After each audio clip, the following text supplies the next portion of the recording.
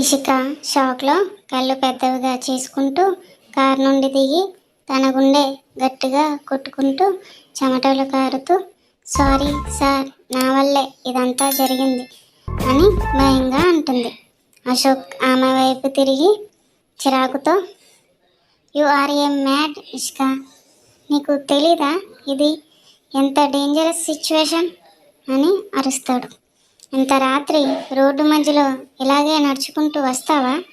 నీ సేఫ్టీ గురించి ఒక్కసారైనా ఆలోచించావా అని కోపంగా అంటాడు. దానికి ఇషిక నన్ను అలా వదిలేసి వెళ్ళిపోయినప్పుడు నాకు ఇంకేం అర్థం కాలేదు సార్.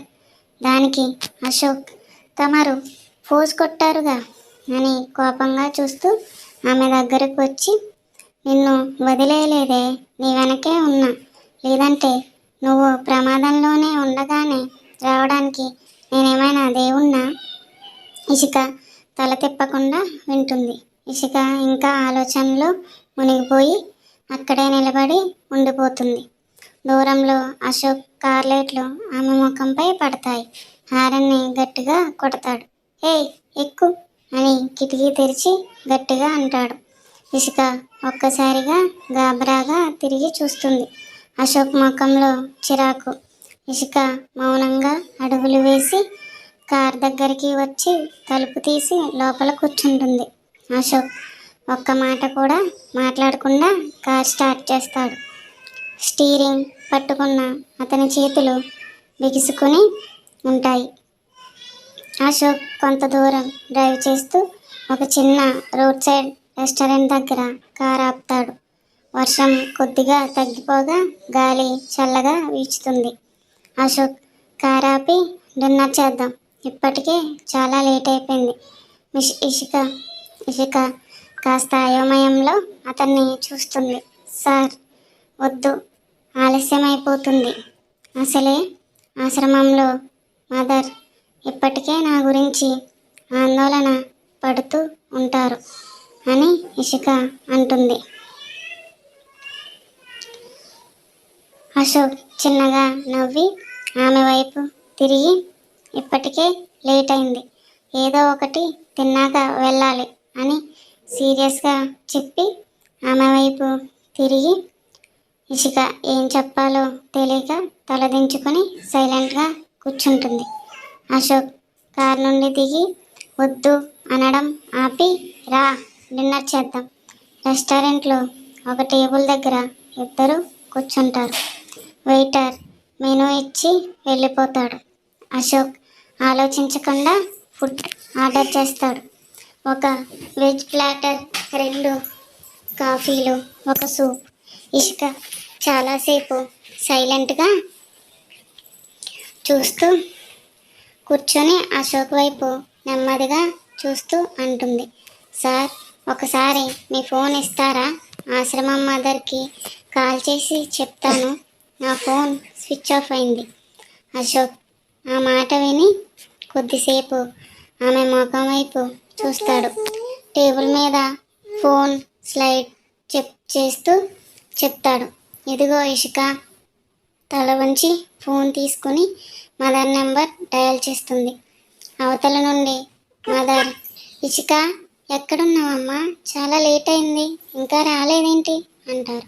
ఇషిక నేను బాగున్నాను, కొంచెం లేట్ అయింది, అశోక్ సార్తో ఉన్నాను, ఇంకో గంటలో వస్తాను, మీరు కంగారు పడకండి అని ఇషిక ఆశ్రమం మదర్తో చెబుతుంది. దానికి మదర్ కొద్దిగా సైలెంట్ అయ్యి జాగ్రత్త బంగారం అని చెప్తారు. ఇషిక కాల్ కట్ చేసి ఫోన్ అశోక్కి తిరిగి ఇస్తుంది. వెయిటర్ ఫుడ్ తీసుకొచ్చి టేబుల్పై పెడతాడు. వేడిగా స్టీమ్ వస్తూ ఉన్న ప్లాటర్. అశోక్ స్పూన్ తీసుకుని సూప్ తాగి సైలెంట్గా తినడం మొదలు పెడతాడు. ఇషిక మాత్రం ఎదురుగా కూర్చొని తలదించుకొని ప్లేట్ వైపు మాత్రమే చూస్తుంది. కొద్దిసేపు గమనించిన అశోక్ కాస్త కోపంగా స్పూన్ కింద పెట్టి అంటాడు, ఏంటి ఇషిక, నీకు ఇష్టం లేని ఫుడ్ ఆర్డర్ చేశానా అని ఇషిక తల వంచి చిన్నగా లేదండి అని అంటుంది. అశోక్ కాస్త వెటకారంగా నువ్వు బిల్లు కట్టాల్సిన అవసరం లేదులే, తిను. ఇషిక కాసేపు మౌనంగా అతని వైపు చూసి ఆ తరువాత నెమ్మదిగా తినడం మొదలు పెడుతుంటుంది. అశోక్ ఫుడ్ తిని నాప్కిన్తో నోరు తుడుచుకొని లేచి నిలబడతాడు. వెయిటర్ అప్పుడే బిల్లు తీసుకొస్తాడు. అశోక్ ఇషిక బిల్ పే చేయి అంటాడు. ఇషిక షాక్తో చూస్తుంది. అశోక్ ఒక క్షణం ఆమె వైపు చూసి చిన్నగా నవ్వి ఎలా కడతావో నాకు తెలీదు, కట్టు. ఇషిక తన బ్యాగ్లో మొత్తం వెతికేస్తూ ఉంటుంది. కానీ పర్స్ తెరిచి చూస్తే లోపల కేవలం కొన్ని నోట్లే. తడబడి సార్ నా దగ్గర సరిపడా మనీ లేదు అని కంగారుగా తలెత్తి చూస్తుంది.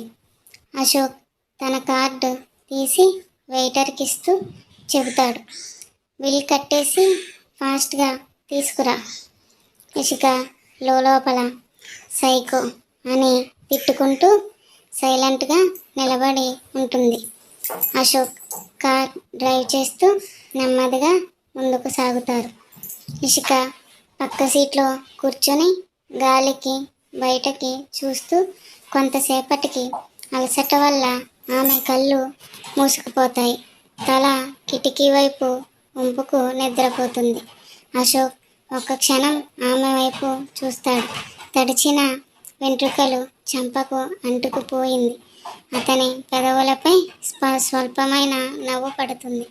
అతను సీటు వెనక్కి సరిచేసి ఇషిక తల కిటికీకి తగలకుండా స్లోగా సర్దుతాడు.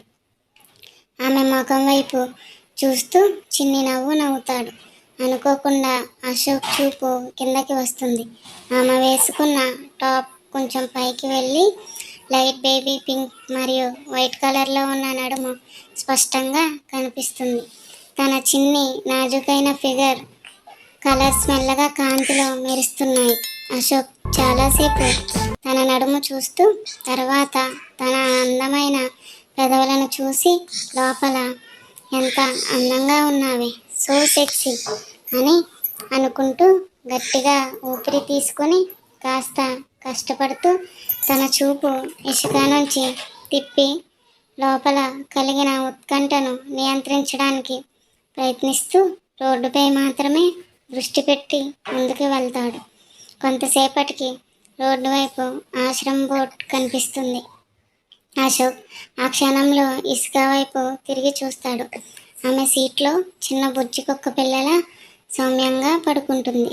ఇది చూసి అశోక్ చిన్న స్మైల్తో చాలాసేపు అలానే చూస్తుంటాడు.